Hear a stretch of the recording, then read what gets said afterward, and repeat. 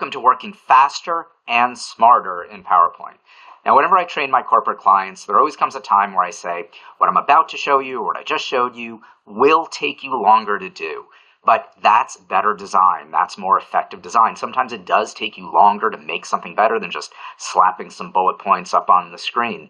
But I also show them, and what I'm going to show you today, are ways to work faster, to use fewer clicks, to find that tool more quickly, or to improve that repetitive task thing that you do over and over. And that's important too. It's really important because that frees you up, not just to go to lunch quicker, but it frees you up to do the more important design work, to do the more important content and layout of really being a presentation designer. So that's what we're going to be covering today. You should not be wasting your time doing things that you can do faster.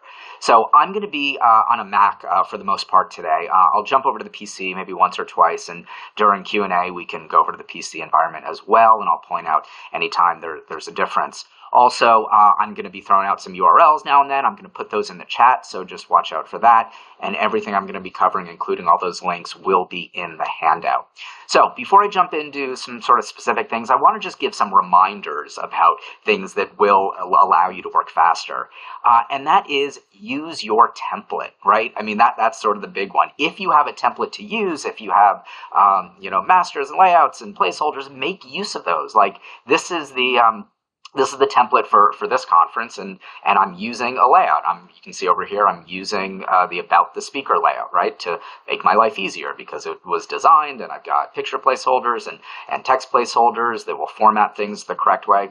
By the way, how do you know if something is already in a placeholder? Here's the very technical test. You select it, and then you delete it. That's really the way you learn. So, and then if you see you've got the dotted lines, it's in a placeholder. But I'm using that. I'm also using the color palette, which is really important up here. So I'm using the color palette here. You want to always choose from here if you can. You always want to use the palette that's set up. Similarly, you also want to choose your font theme. You want to, it's not. That's weird. There we go. You always want to choose your theme fonts. We don't want to use tons of fonts, but you have 2 available there. You want to use those if you can. And the reasons for this is sort of global changes and consistency. So if this sort of red color ever has to change, I can change it globally, and it ripples through the whole deck. Same thing with the fonts. Speaking of templates, if you make templates more than, I don't know, once a year or even every couple of years, you should have a starter file. At least I do. I mean, I have this file right down here. It's called NHC Starter Template.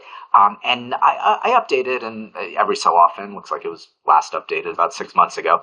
And it's just a very simple starter file in which I've already done the 25, 30 things that in my sort of big checklist, and you should have a template checklist as well if you do this. But it's like the first 25 or 30 things that I always do to a file. So it's already done, right? So again, it's just saving me time. I've changed the defaults the way I want to. I've set things up. I've got some, placeholder slides that I'm gonna, further edit and put in there. So it's just a consistency time saver, so I'm not always starting from scratch. By the way, if you do create templates, you absolutely 100% must have this book. If you're even thinking about making a template, it's the Bible. It's the only book written about templates by Echo Swinford and Julie Terberg. And whenever I make a template, even though I know how to do it, I've done it, for years, I get that book out, I put it next to me, and I review it because it will save you time. It will keep you from making mistakes and making bad decisions that will have consequences down the road. So have a starter file. Also, if you're ever using graphics sort of more than once, if you make a graphic and you're like, that's cool, and you find yourself recreating it, you should absolutely have a little file of assets. I've got mine down here, and I don't play with this that much. I probably should update this a little bit more, but it's just a file with some gradients that I use and things like, circles, red circles and brackets and some curved photo frames. But like if I'm working on something and I just need a little design in progress, tag, I'll just take it in there. Like there's no point in me typing that in each time. If I want a little effect, like this little manual soft shadow that always takes a little while to make, I've just got it, and then I can edit it. That's just sort of a soft edge thing, and I can have my photo floating there. Similarly, if you use icons, you should have an icon collection and not just go out to Wikipedia or the web constantly and look for those. So here's my logo collection that I've been collecting for decades, probably, actually, and then of course it gets updated. So if I just need you can see I've got tons and tons here. If I just need a Creative Pro logo, boom, there, I've got it. It's an SVG format, which is always the way we want logos these days. And there it is, and I just drop it in, and there we go. Icons too, we're always using icons in PowerPoint. And I use the Noun project all the time, and I've got the little widget here, the little PowerPoint add-in for the icon, the Noun project. And if you don't have that, you can get it from your Home tab under Add-ins here. That will take you to the Add-in store, where you can add in the Noun project, or Picket, Shutterstock, Adobe Stock, a whole bunch of things, a whole bunch of third-party little tools that'll give you a little panel in the side, like the Noun project. So I can just type in, time fast, and I can get a little icon, and with one click. This works even if you have a freemium account, if you don't have the Pro account, but you should. It's like $40 a year. It's a great value. So I can just put that in there. They come in as SVGs. I can go in and format that. But I don't always search through Noun Project every single time I want an icon, because I use icons all the time, and I know the ones that I like and the ones that work. So there are times where I'm not going to do that. I already know exactly the icon I want. I'm going to go to my own collection, which is not in a PowerPoint file, but it's in a little program called Icon Jar. And I love this little program. It's Mac only. There is a piece. Yeah, I've got some interesting clients. I've got everything categorized here. There's keywords.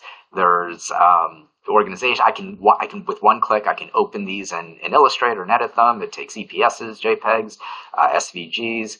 And again, I know that I have a little time category here, and I use this one all the time. So I'm just going to yank that in, drag it in, and there's my icon that I think is much better than the one I just got from Noun Project. So there we go. So you want to have these things at your fingertips to work faster. Again, not to be spending all day looking for,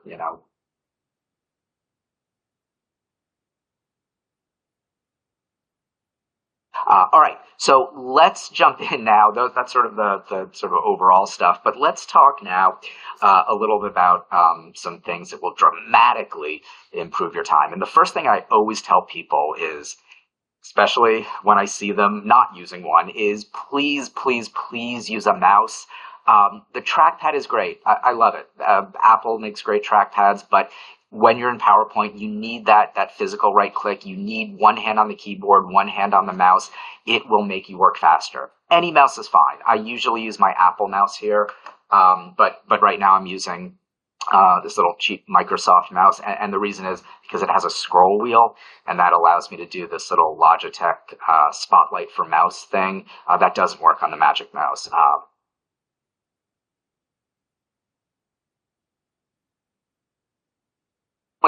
In sort of corporate America, like struggling with their trackpad just to make a circle in PowerPoint, like a perfect circle with the right, and then it just get a mouse. It's whenever I train, you have to bring your laptop and you have to bring a mouse.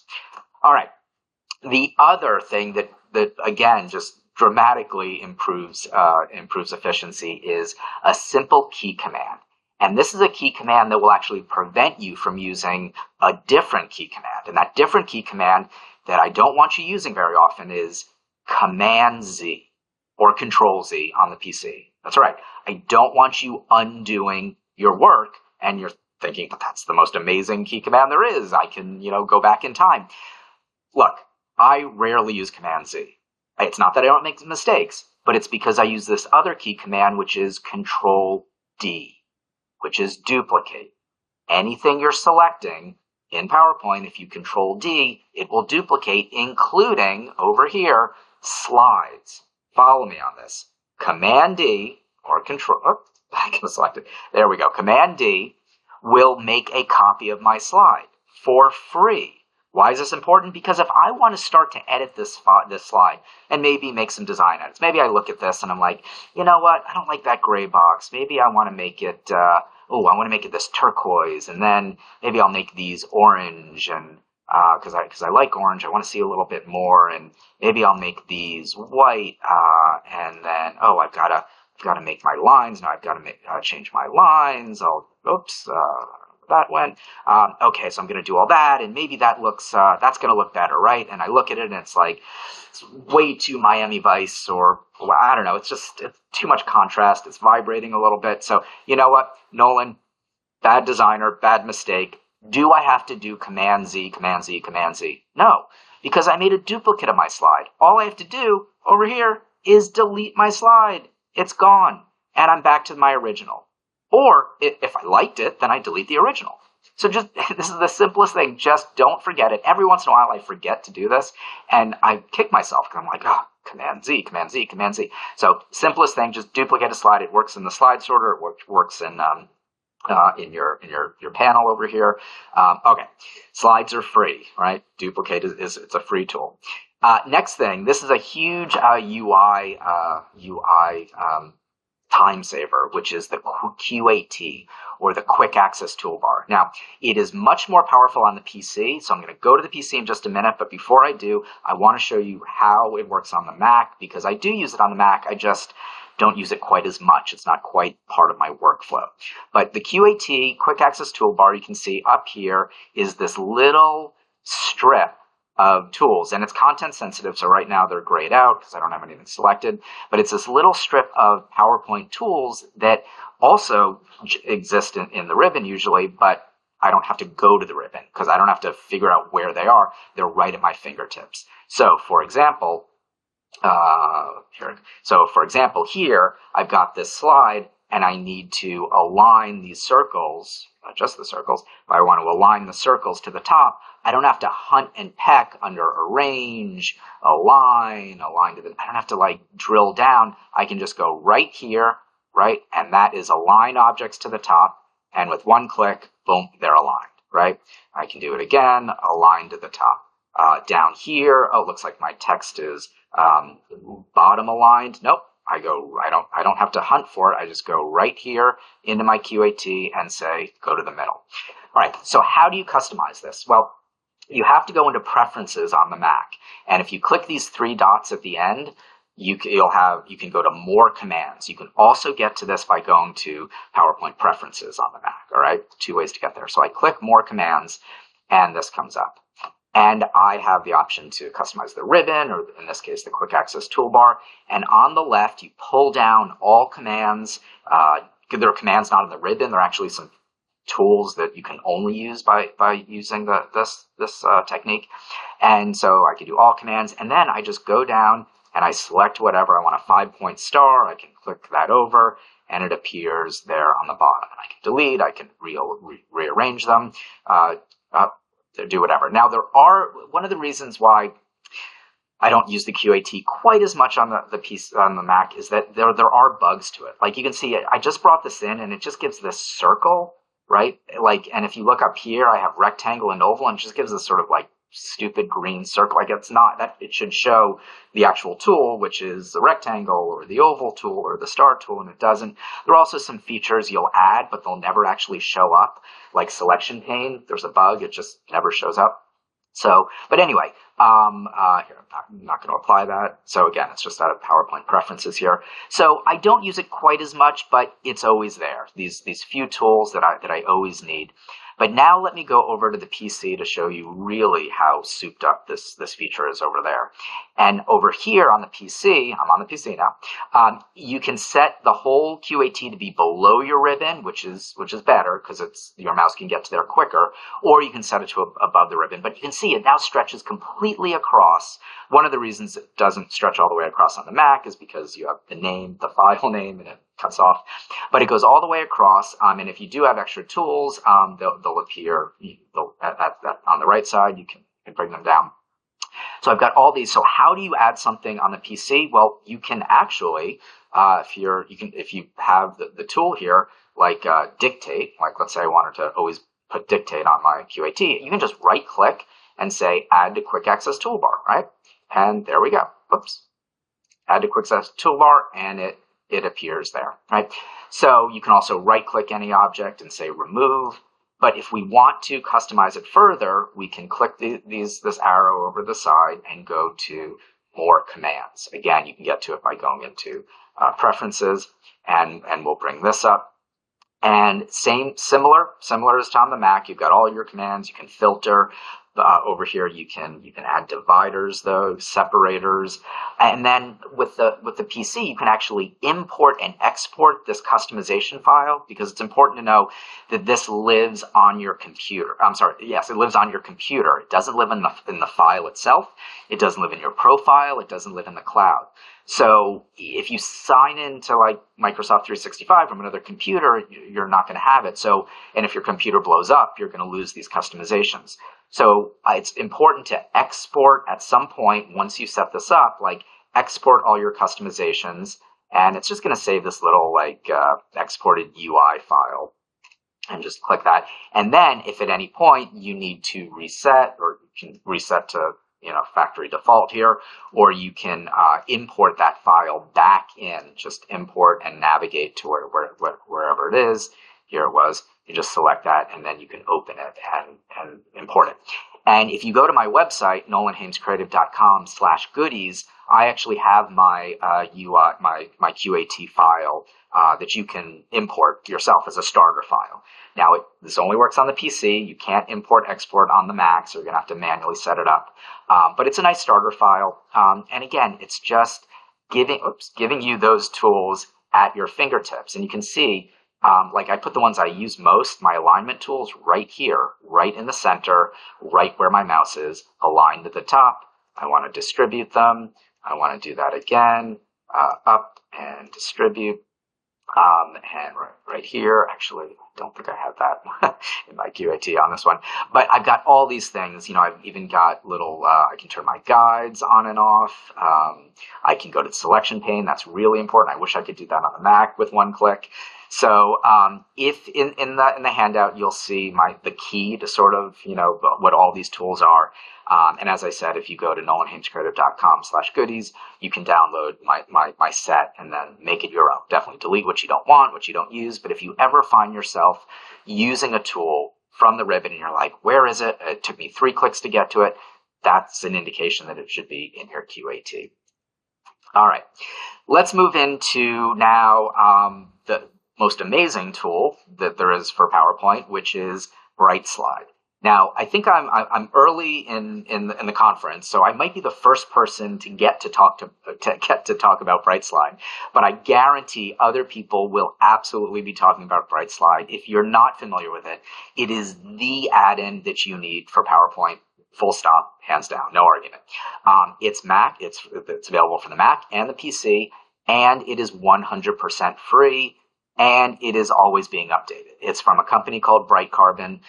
This is the internal tool that they develop for their designers to work faster, to make more money and bill more and do more projects and be better designers in a better design firm. And they decided to offer it to the world at large, and we thank them eternally for it. So it's called BrightSlide. You have to download it, and it's a third-party download. So it's not like the Noun Project add-in, which just means that you might have a little more trouble downloading it and installing it in an enterprise situation. But I really urge you, talk to IT if you're having trouble, if they block it for whatever reason. You need this tool. So let me just go over a few parts of the tool and the parts that I use most often. It gives, once you install it, it gives you your own little tab. Right, for BrightSlide, right? So a new tab appears here with a whole bunch of tools. And again, I can't go into all of them right now, but the ones that I use, I think the most powerful ones include Multi-Painter over here. So Multi-Painter is like a souped up formatting paintbrush, right? And if you arrow down here, expand it here, you'll see all these different options. Sticky mode just means you don't have to do it one at a time. You can click, click, click, click, click. You can paint size. You can paint position, format, adjustments, even animations. So what I want to do here is I want to paint the position, and after I click it each time, I generally have to go back to it. But let's say I've got this slide here, right?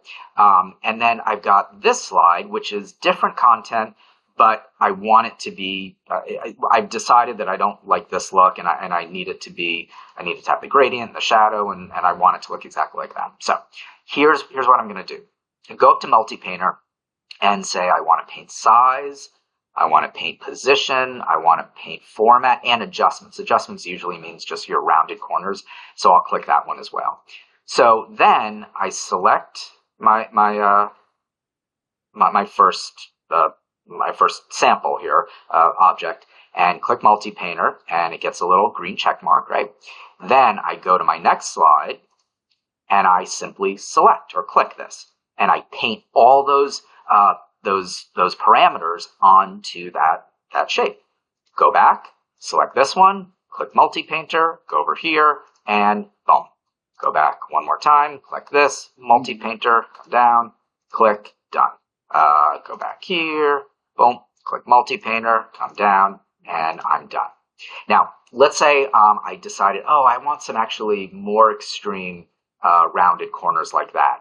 So I can go back to multi-painter and say, I don't care about size, I don't care about position, I don't care about the format, I only care about the adjustments. And in this case, I'm going to put on sticky mode. Click, and by the way, there's tutorials for this as well. Like if I know I'm going through this fast, but Brightsled has little tutorial videos you can see for all these. So I'm going to click on sticky mode. Oops. Right. So now with that selected, I click multi-painter and I do click, click, click, boom, boom, boom, boom. I can go through my whole deck doing this, making all my rounded corners the same. So this, and then you just click escape to deactivate it. This works on shapes. It works on tables. This is going to blow your mind here. So let's go back here. If I wanted this table on the right to look like the one on the left, how long would that take me? Way too long. But if I go in here and say, okay, I don't want sticky mode. I do want the size, and I want, not adjustments, but I do want format. So let me take adjustments off. All right, so I got everything that I want here. I have my table selected, my sample. I go up to multi-painter, click, and watch what happens. This is so cool. I'm just going to click my table on the right, and you can see it working in real time. It changed the size. It's going through row by row, cell by cell, formatting this for me. Again, imagine how long this would take if you didn't have this. Now, there are some caveats with this. The column, the number of cells and rows do need to be the same. If you have more, it's simply not going to format the extra ones. So then you might have to just go in and manually do those. But again, this is just going to save you loads of time. It works with tables. Guess what it also works with? Charts. We have a chart format painter finally. So let's go to multi-painter, click, and come over here. And there we go.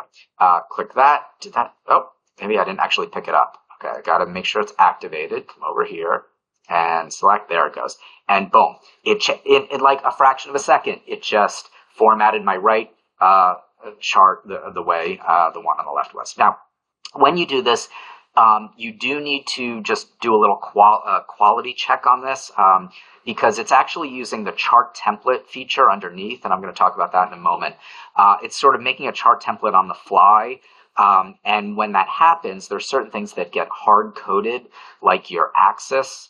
Your axis, in this case, gets let me do format axis, gets hard-coded automatically. Basically, it looks for the largest number, and it makes the axis what it thinks it should be.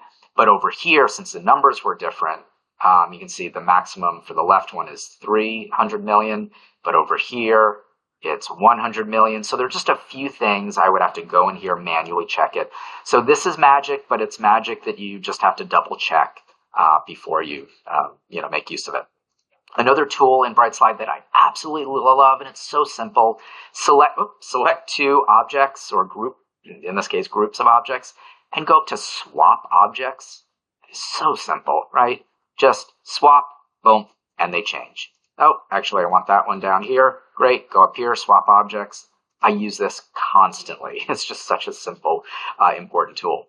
How about you've got a bunch of text in a big text box, but you really need it to be separate text boxes? Like, let's say in this case, I wanted to, instead of have these bullets, I wanted to have them each in their own sort of rounded corner knockout box. How do you do that? Well, just go up here to split text and do by paragraph, right? Click that. All right, now I've got here, let me use a little, whoops, I've got some margins on this, big margins. Let me take my margins down a little bit. Oh, what was that? There we go, it's a little bit better. Let me take my bullet points off. Let me give a little bit margin, and now I can go in here and maybe I'll make that and do that and change my shape to edit shapes. All right, there we go. So now, again, in just with a couple clicks, let BrightSlide help you. Let it do it for you. Use your QAT. You know, if I wanted to spread these out a little bit, I could do that, but then I'd select everything and go up here and do distribute vertically. Oh, there we go. All right, so that is a little bit about BrightSlide. I did mention chart templates, and that when it formats charts, it sort of makes a chart template. But I want to talk about chart templates because it's also an incredibly powerful tool that will, again, save you loads of time. It allows you to save all the formatting. So with BrightSlide, when you format paint charts, it doesn't save anything. So you always need that original chart. But if you're working, you know, if you want to set a format up and then use it months from now in a new deck, you can make use of chart templates. Here's the way PowerPoint makes and uses chart templates. So this is going to look very similar. But if I right-click my chart and do change, or actually save as template here, so I'm right-clicking, save as template, okay? And that's going to bring up this weird path on your computer. Don't try to understand it. It's just where PowerPoint wants to save this .crtx file, all right? And you can name it whatever you want. I'm going to name this like orange bar horizontal, name it something that makes sense. And you click save. So now you have saved on your computer the template that you can now apply to this chart on the right. And you do that, a few ways to do it, but you go to chart design, change chart type, and do templates, and the one I just saved is orange bar horizontal. Great, click that, and you'll see, just like with BrightSlide, boom, it applies that now. But the advantage here is that you've now saved that template to use anytime you want. Again, we have the same axis problem you'll have to fix, but really, it's a huge time saver, and you can save whole bunches of these. Sometimes I just make one for a single deck. If I just find I have a couple charts in a deck, and I'm not going to need to design it this way a month from now or for another client. I just need to make them consistent within this deck. I'll design one, make the chart template, apply it to the next one, do my quality check. Does this work on multiple charts at once? Not really, but that's where, so if I go down to templates and apply orange bar, right, that's where, oh, you can see again, another problem is that my labels were hard-coded as, looks like 12 point up here. That's not enough for this smaller version of the chart, but I can go and make the change. So again, can you select multiple ones and apply a chart? No, but that's probably where you'd want to go back to BrightSlide, use sticky mode, click that, and then do click, click, click, and boom, all my charts are formatted automatically. Imagine without those tools how long this slide would have taken. All right, let's talk about keyboard shortcuts. I love my keyboard shortcuts. I'm not like a massive keyboard shortcut fan, but the ones I do use, I can't imagine life without them. On the Mac, let's first talk about the Mac. The Mac has some great double-clicking abilities. If I just and I didn't actually realize this was this was intentional until, well, I don't know, maybe a couple of years ago. But if you just double click anywhere on a slide, not on an object, just double click anywhere, you get a text box. I know that sounds like really simple, but it's not like sometimes I do it and I think it's a mistake. So I just love that ability. Now you don't have that on the PC. You can't just double click and get your text box, but just boom, there it is. Also, if you have anything selected on the Mac, I'm gonna turn that over. Anything selected on the Mac and you double click it, watch what happens on the right side. Your format shape pops up. Now, I know some Mac people are saying, well, yeah, of course, Nolan, that's always the way it is. But PC people see this and lose their minds because you can't do that on the PC. You always have to right click and do format shape. But it's just, if I just need to put a fill on this, go to my text options and change I can do it all from here just with a quick double click. So don't forget that simple thing. Let's talk about duplication, right? So I've already mentioned sort of Control D, which a lot of people don't use because they use Control C, Control V, right? And you can do that. Like if I wanted to make a line of little jackalopes here, I could do Command C or Control C and Command V and duplicate it. And that's fine, except that it's 2 trips to the keyboard. The far superior method here is going to be 1 trip, which is Command D or Control D, but it brings something else with it. So watch this. Let's say I need to make a couple rows. I want to do like a sort of unit data chart for here, like a manual one. If I do Command D, it duplicates it, right? So already 50% of the time, right? I mean, I've saved myself a bunch of time here. But watch what happens when I take this little guy and I just put him next to the original. Okay, I've just positioned him there because I want to do a whole big row of these. And then I go back to my keyboard and do Command D again, and again, and again, and again. PowerPoint is actually smart enough, believe it or not, to know that I want a whole row of these guys, and I just keep doing Command D, right? I don't know if those are quite, okay, they went up a little bit like reindeer. So I'm going to put, here, I'll put them down. But now if I want 4 rows here, watch, I can do Command D again, bring this down, and then again and again. And now I can go in and, do my manual, whatever, take them off, and boom, I've just made that in just a few seconds. So again, Command or Control D is going to duplicate. You can see I'm duplicating because I didn't move it all. With 1 click, works on slides, works with objects, works with whatever. But also another technique I use occasionally for duplicating is because I have my hands on my keyboard and my mouse always, is I simply hit the Control key and I drag out. So I click drag. So Control and click drag. You see you get this little sort of plus sign. And that's just going to duplicate whatever you have selected, which again is a huge time saver. But if you want to constrain it either to the right or like 90 degrees in any direction, then you can do that by Control Shift, and that will constrain it up or down. On the PC, I believe it's Command Alt Shift, and that will do the same thing. So that's Command. Again, another reason for a mouse. It's just that's where you are, and you're going to be able to do it that way. So I use Command D. I don't use Command C, Command V, except when I want to format Paint. Okay, now we're not talking about using Bright Slide. There's the time and place for Bright Slide, but just sometimes, hey, I just need to have all these other boxes formatted the way sales strategy is up there. So what am I going to do? Not Command C, but Command Shift C. So Command Shift C is going to pick that up.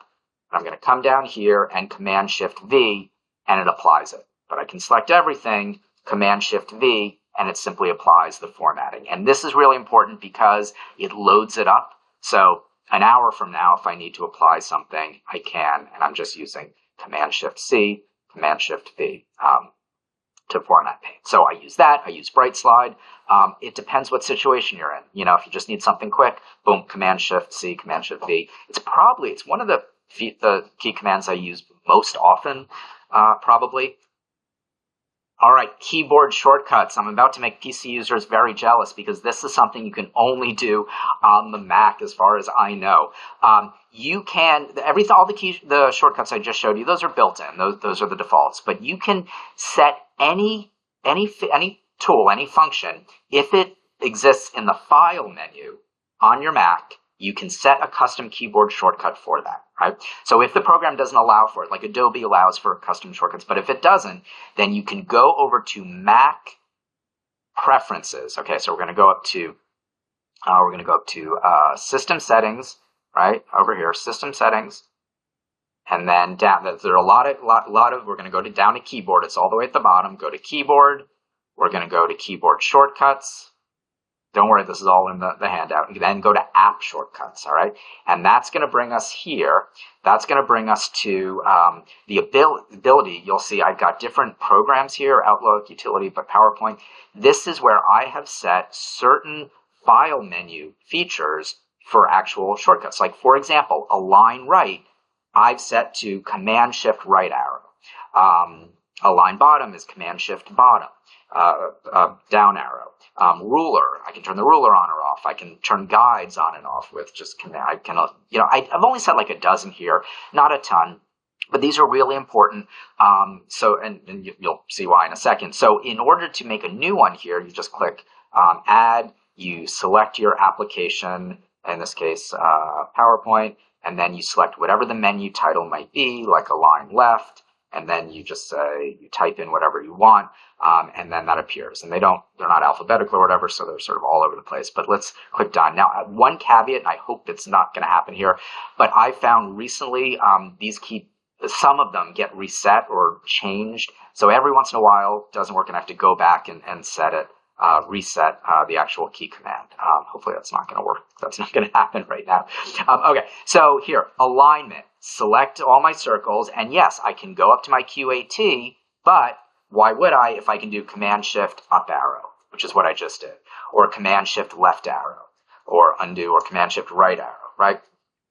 That's it. Like, I do this all from the keyboard instead of going to arrange, align, or instead of having to go up here to my QAT.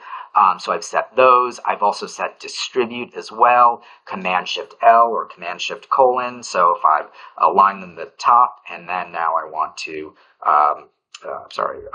horizontally distribute them, I can do it all on the keyboard. I can also do, send it back, send it forward. So if I select my blue one there, using the bracket, I can send it to the back, I can send it to the forward, I can turn on my guides, I can turn them off, I can get my ruler on and off. Again, not a ton of things. Export to F5. All my programs are F5, and then I can just, boom, I can save a PDF, I can, save it as a different format, whatever, without having gone to the menu. So that's Mac OS shortcuts. Okay, picture placeholders. Let's look at picture placeholders. If you are working with imagery and you need some sense of consistency from slide to slide, or you just have a bunch of cropping, you want to put a bunch of images on, don't do this individually on a slide-by-slide, photo-by-photo basis. Let's say, for example, I've got this layout, but I really want 2 images over on the left here, even just for this one slide. Well, what I'm going to do is go into the master here, and here's a great shortcut for the master. Down here, this little normal button here, if you click Shift Normal, you're going to be taken right to the template. And because slides are free, masters are free, I'm going to duplicate this, Command-D, just to make a new one. And then I'm going to insert a placeholder, and I'm going to insert not a content placeholder, but a picture placeholder. Okay, so I'm going to select, let's try that again. There we go. So I've got a picture placeholder, and I'm going to duplicate it, right? Command-D. And let's see, maybe I'll do that. Maybe I'll align to the center. There we go. And I'm going to exit. I'm going to go back to my slide. Now, I just created a layout that's not the layout this slide is using, so I need to apply that layout up here, right? Change it to my new one here. And it's going to give me these picture placeholders that I can then copy my image and paste into. Copy my image and paste into, and watch what happens. It auto crops, which is so useful. Now you can still go in and still crop and move these guys around. You could go in here and change that so he's looking inward. But doing this is so just, and now if I create a new slide, for example, if I just click enter, I now have these. So I can drop my new photos in, everything's going to be aligned. And if I ever need to make a change, if I like, oh, I want these over if I want these over here, like that, don't do it on the slide, go into the master, change the layout there. For example, oops, if I go back in here and let's say, actually, I want them just a little shorter like that. Great, go back to the slide and reset the slide up here on the home tab, reset, and the images go back, right? All right, so that is picture placeholders, but this can really get powerful because, if you're ever trying to do a slide with lots of images on it, like this, like a team slide, we've all done these, just make a layout with picture placeholders and then get your images right here and just drag them in. In fact, you could copy paste, copy C, copy V, right? Or watch this. You could just take all of these all at once, drag them in, and they drop right into position, right? Now that doesn't work, unfortunately, with text, but again, and then you can continue cropping them if they didn't crop right, but absolutely make use of that. Okay, last thing, chunking bullets. If you've heard me talk before, I hate bullet points. My solution for it is something called chunking. Here's a quick way to chunk things out. It basically means taking your bullet points and taking each one and putting them in its own little box or its own little space. So if I have this text box of bullet points, I could use Bright Slide to cut them out, but I could also, and this is what I use more often when I'm doing this technique, is I use Convert to SmartArt. I know we all hate SmartArt, but it's just a means to an end here. So I'm going to go down and select either org chart or hierarchy list. You can select some others, but these are the ones that have the less junk you'll have to delete. So I click org chart and watch what happens. It chunks my bullet points out, but I'm not going to leave it in SmartArt. I'm going to right click and do group, ungroup. I could also go up to here, convert to shapes, does the same thing. So I'll do that. It gets rid of the SmartArt in favor of just the shapes. So now I can come in here, I can put my shapes together, I can group them. Here we go. Here, move these up a little bit. So now I can take my outlines off. Maybe I'll do that. We'll bring that in. We'll do a little left alignment. Bring that up. Go into my text box over here. My formatting, rather. Do some left there. Make my vertical alignment top. Bring that in. And whatever. Now I can add some icons.